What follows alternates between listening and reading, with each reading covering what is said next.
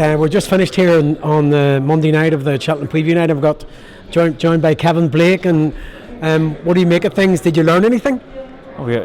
Every day's a learning day in this Every game day's a now. skill day. Absolutely, yeah. The crowd here are fantastic, massive crowd, listening, engaging. Fabulous. We all love the game. 8 days to go. It looks like we've gotten over the hump of the coronavirus now with a bit of luck. So all set now for Tuesday week. For us in Belfast, this is the start of it. This is when people really get into it. Most of the firms now know going to no bet. If you have a bet, you're not going to lose your dough. So from your perspective, Champion Hurdle, we'll start off with the 4 major races of the week. Champion Hurdle, what are you going for there? Oh, I've struggled with it all season, really. It's looked a windy race. Epatante is what she is. She could be a class apart, potentially.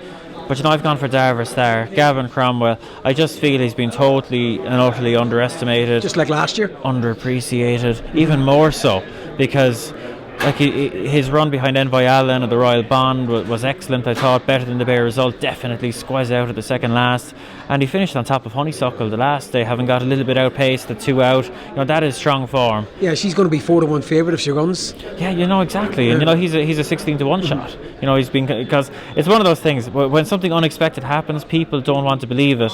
I didn't. Exactly. I didn't want to believe what I saw in the Royal Bond, but then he went and stepped up again in the Irish Champion, so he's clearly improving.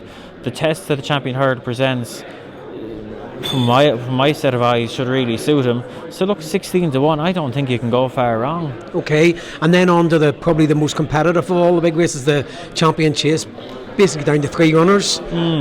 Soft spot for any of them, or do you think there's pros and cons there? I'd find it hard to be really bullish because, like you say, very deep race, very high quality race, the deepest Champion Chase we've seen for a few years now. I'd be with Defi Desoy, brilliant record around Cheltenham. Jumping has got better with experience. Hasn't put a foot wrong this season.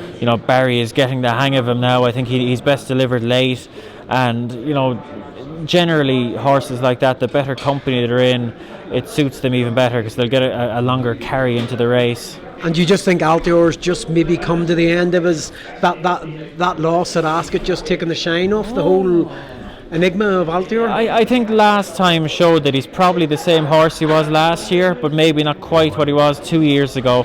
And you look back in the Champion Chase last year, you can throw stones at that. He'll need to be better than that this year. And look, it'd be a great result if he did. Very popular horse, great CV. He's been wonderful. If he can, do it again, it'd be fantastic. But yourself, head has to rule heart. Absolutely. And I'll go with Defi.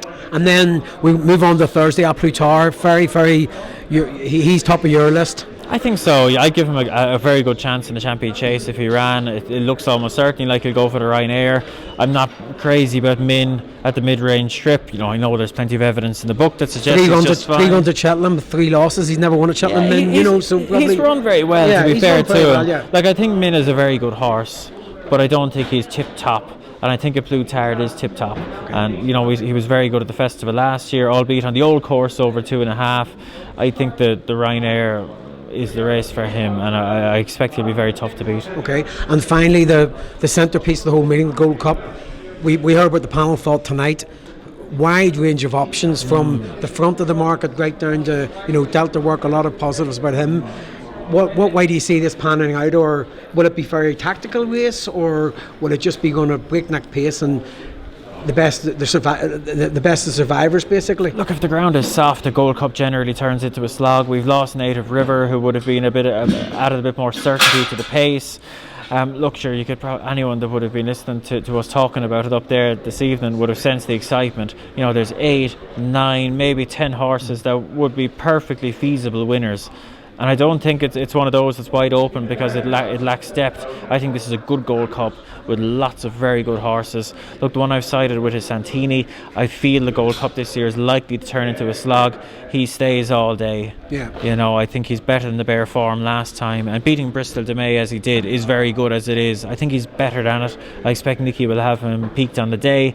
And he'd be my pick, but it would only be a narrow one. Yeah, an album photo is sort of taking the Henrietta Knight best mate sort of route.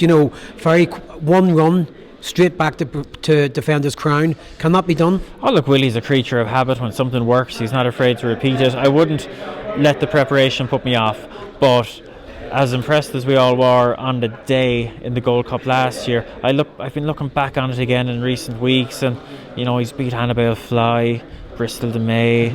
You just wonder, would that be good enough this year?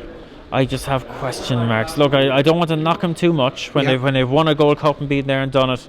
It's an awful lot in their favour, because it is a very unique test within the Staying Chase division. But I just would question whether last year was quite as good as it seemed at the time, and I think we have a better contest this year. Great. Well, that's everything from.